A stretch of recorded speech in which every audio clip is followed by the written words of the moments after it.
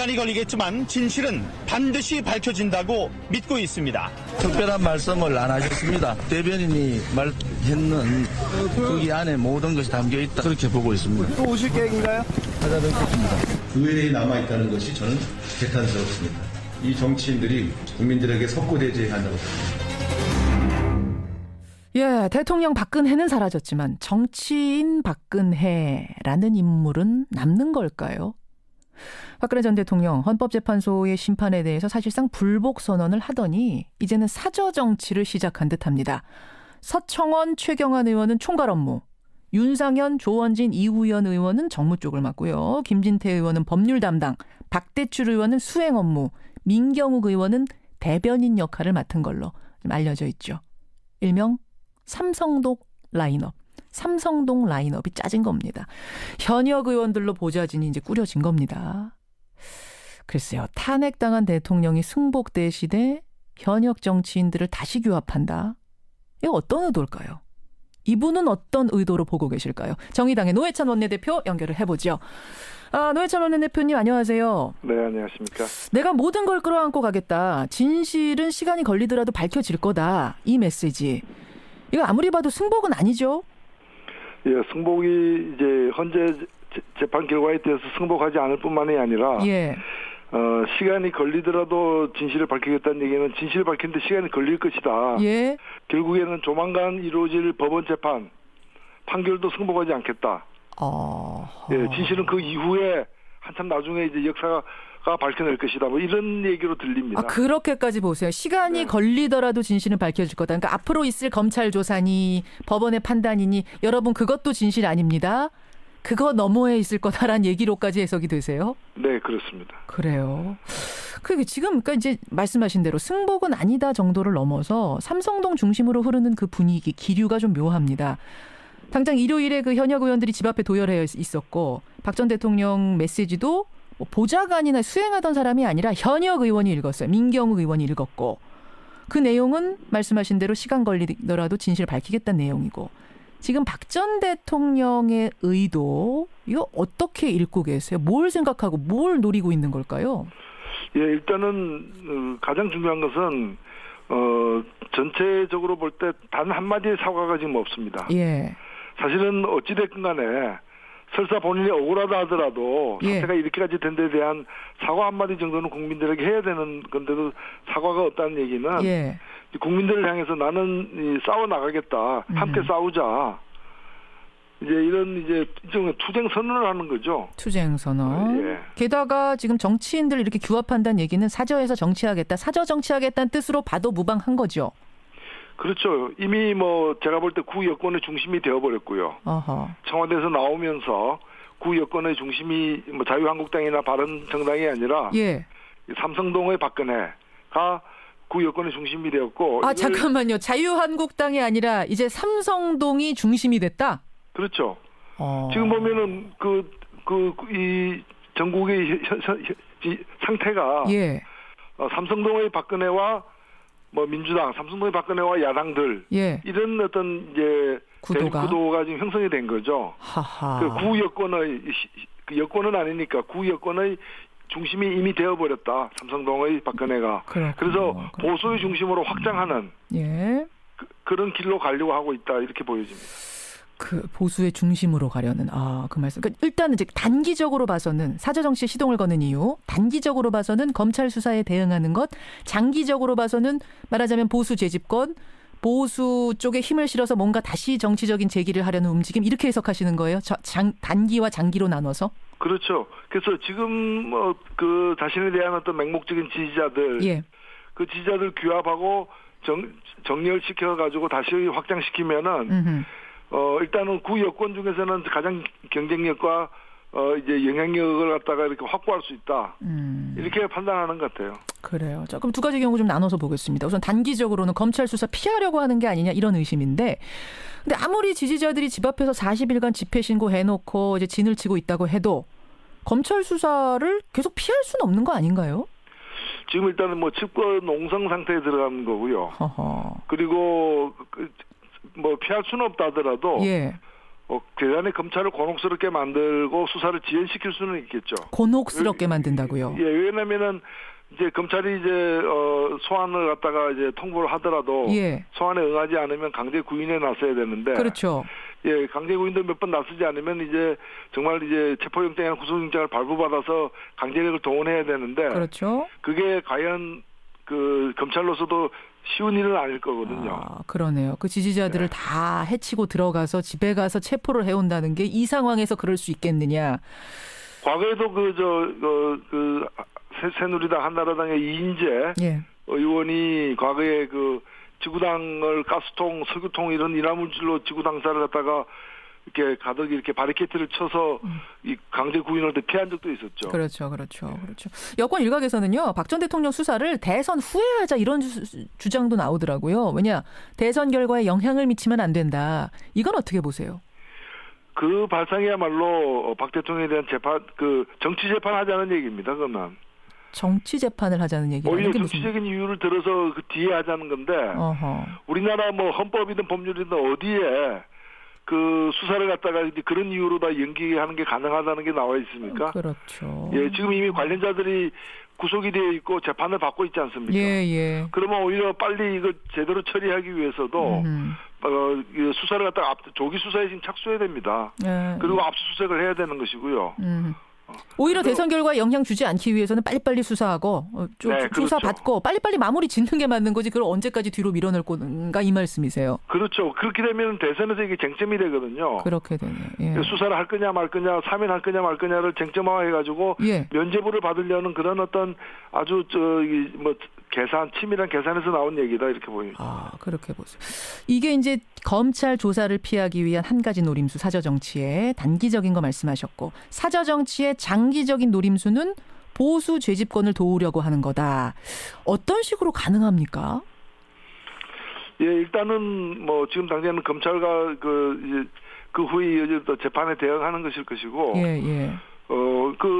제가 볼 때는 박근혜 전 대통령의 시도가 성공할 가능성은 대단히 희박하다고 보지만 아직까지 그 미련을 갖고 있는 거죠. 결국에는 아버지의 어떤 그 신화, 고 박정희 대통령의 어떤 신화를 가지고서 권좌에까지 올랐던 거와 마찬가지로 그 어떤 독재의 잘못된 유산을 가지고서 다시 이제 그 세력을 갖다가 재기하려는 다시 규합해서 그런 허망한 그 생각을 미련을 아직도 버리지 못하고 있는 게 아닌가 보여집니다. 예전에 별명이 선거의 여왕이잖아요. 그러니까 이번에도 역시 이번 선거에도 내가 어떤 영향력을 발휘할 수 있을 것이다.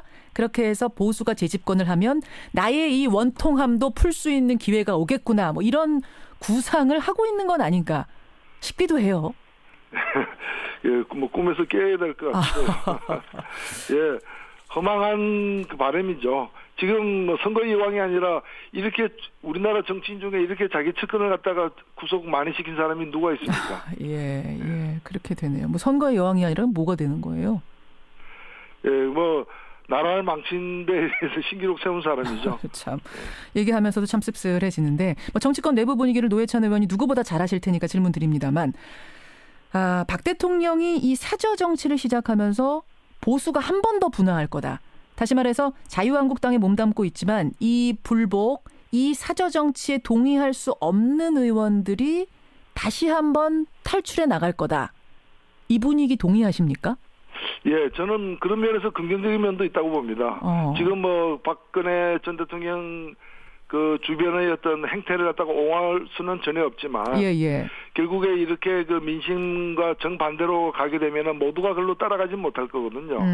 그래서 시대착오적인 어떤 그런 이 강경 수구 세력과 좀 합리적이고 온건한 그런 보수 세력이 분리되는 계기가 될 가능성이 있다라고 보여집니다. 어제 저 바른정당의 이준석 당협위원장이요, 수도권 지역구 가진 한 10대 명 정도의 자유한국당 의원들이 바른정당에 노크하고 있다, 문의하고 있다, 이런 얘기하더라고요. 예, 그런 점에서 저는 임명진 비대위원장과 자유한국당이 빨리 결단을 내려야 됩니다. 어떤 결단이요? 사실 자신이 배출한 대통령 아니었습니까? 그렇다면 그 대통령이 이렇게 탄핵 심판을 받았고 또 탄핵 심판 받은 걸 갖다가 또 인정한다고 수용한다고 하지 않았습니까? 그렇다면 이 새누리당은, 자유한국당은 자진 해산하는 게 마땅하죠. 그리고 국민의 세금으로 이루어진 그 당 재산도 그 헌납을 국가에 헌납을 하고 자진해산한 뒤에 새롭게 뭐 정치화선을 하더라도 이 당 자체는 해체하는 것이 맞는 대통령 탄핵과 함께 배출한 당도 해체되는 게 맞다라는. 예, 그게 국민에 대한 도리죠. 글쎄요, 뭐 그리고 그 재산에 대해서도 미련 갖지 말고 국가에 헌납을 해야 되는 것이고 해라. 그 후에 뭐 삼성동으로 갈 사람과 제대로 된 어떤 합리적 보수의 길을 갈 사람이 나뉘어서 각자 이렇게 분별 정립해야죠. 지금 청취자 4490님, 뭐 전준환님 외에 많은 분들이 근데 현역 의원이 국민 세금으로 움직이는 건데 탄핵된 대통령을 보좌하는 거, 라인업 짜서 보좌하는 게 이게 법적으로 문제 없는 건가? 도의적으로 문제 없는 건가? 이런 질문이 꽤 많이 들어오네요, 노 의원님. 사실은 자유한국당이 제대로 된 정당이라면은 스스로 해체하기 전에 그 탄핵에 대해서 불복하는 의원들은 그 헌당규로다가 그건 어떻게 그 내부에서 징계 조치를 해야 됩니다. 징계 조치. 지금 여전히 박근혜 전 대통령도 여전히 당원이잖아요. 예, 그러네요. 그러고 보니까 여전히 탄핵 됐는데도 그 아무런 조치하지 않으면서 우리는 탄핵 심판을 존중한다. 이건 앞뒤가 다른 얘기죠. 알겠습니다. 예, 여러분 어떻게 생각하십니까? 여기까지 말씀 듣죠. 노회찬 원내대표님 고맙습니다. 네, 감사합니다. 정의당 노회찬 원내대표였습니다. 명 삼성동 라인업. 삼성동 라인업이 짜진 겁니다. 현역 의원들로 보좌진이 이제 꾸려진 겁니다. 글쎄요. 탄핵당한 대통령이 승복될 시대 현역 정치인들을 다시 규합한다. 이거 어떤 의도일까요? 이분은 어떤 의도로 보고 계실까요? 정의당의 노회찬 원내대표 연결을 해보죠. 노회찬 원내대표님 안녕하세요. 네, 안녕하십니까. 내가 모든 걸 끌어안고 가겠다. 진실은 시간이 걸리더라도 밝혀질 거다. 이 메시지. 이거 아무리 봐도 승복은 아니죠? 예, 승복이 이제 현재 재판 결과에 대해서 승복하지 않을 뿐만이 아니라 시간이 걸리더라도 진실을 밝히겠다는 얘기는 진실을 밝히는데 시간이 걸릴 것이다. 결국에는 조만간 이루어질 법원 재판 판결도 승복하지 않겠다. 예, 진실은 그 이후에 한참 나중에 이제 역사가 시간이 걸리겠지만 진실은 반드시 밝혀진다고 믿고 있습니다. 특별한 말씀을 안 하셨습니다. 대변인이 말했는 거기 안에 모든 것이 담겨 있다. 그렇게 보고 있습니다. 또 오실 계획인가요? 찾아뵙겠습니다. 의회에 남아있다는 것이 저는 개탄스럽습니다. 이 정치인들이 국민들에게 석고대죄해야 한다고 생각합니다. 예, 대통령 박근혜는 사라졌지만 정치인 박근혜라는 인물은 남는 걸까요? 박근혜 전 대통령 헌법재판소의 심판에 대해서 사실상 불복 선언을 하더니 이제는 사저 정치를 시작한 듯합니다. 서청원, 최경환 의원은 총괄 업무, 윤상현, 조원진, 이우연 의원은 정무 쪽을 맡고요. 김진태 의원은 법률 담당, 박대출 의원은 수행 업무, 민경욱 의원은 대변인 역할을 맡은 걸로 알려져 있죠. 뭐 민주당, 삼성동의 박근혜와 야당들 이런 어떤 이제 구도가 지금 형성이 된 거죠. 그 구여권의 그 여권은 아니니까 구여권의 중심이 이미 되어버렸다. 삼성동의 박근혜가. 그래서 보수의 중심으로 확장하는 그런 길로 가려고 하고 있다. 이렇게 보여집니다. 그 보수의 중심으로 가려는 그 말씀. 그러니까 일단은 이제 단기적으로 봐서는 사저정치에 시동을 거는 이유, 단기적으로 봐서는 검찰 수사에 대응하는 것, 장기적으로 봐서는 말하자면 보수 재집권, 보수 쪽에 힘을 실어서 뭔가 다시 정치적인 재기를 하려는 움직임 이렇게 해석하시는 거예요? 단기와 장기로 나눠서? 그렇죠. 그래서 지금 그 자신에 대한 어떤 맹목적인 지지자들, 그 지지자들 규합하고 정렬시켜 가지고 다시 확장시키면은.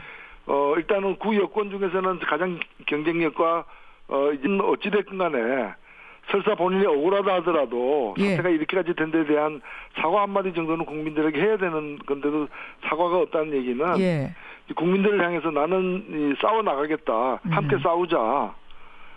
이제 이런 이제 일종의 투쟁 선언을 하는 거죠. 투쟁 선언. 게다가 지금 정치인들 이렇게 규합한다는 얘기는 사저에서 정치하겠다. 사저 정치하겠다는 뜻으로 봐도 무방한 거죠. 그렇죠. 이미 뭐 제가 볼 때 구 여권의 중심이 되어버렸고요.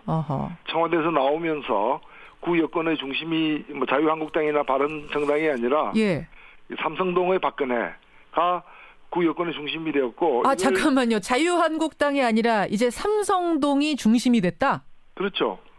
지금 보면은 이 전국의 상태가 삼성동의 박근혜와 밝혀낼 것이다. 뭐 이런 얘기로 들립니다. 아, 그렇게까지 보세요. 시간이 네. 걸리더라도 진실은 밝혀질 거다. 그러니까 앞으로 있을 검찰 조사니 법원의 판단이니 여러분 그것도 진실 아닙니다.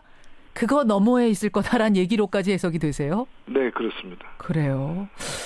지금 그러니까 이제 말씀하신 대로 승복은 아니다 정도를 넘어서 삼성동 중심으로 흐르는 그 분위기, 기류가 좀 묘합니다.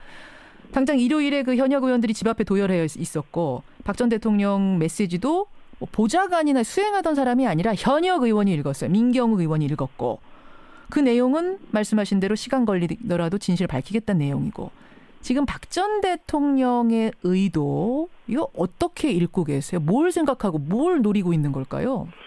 예, 일단은 가장 중요한 것은 전체적으로 볼 때 단 한마디의 사과가 지금 없습니다. 예. 사실은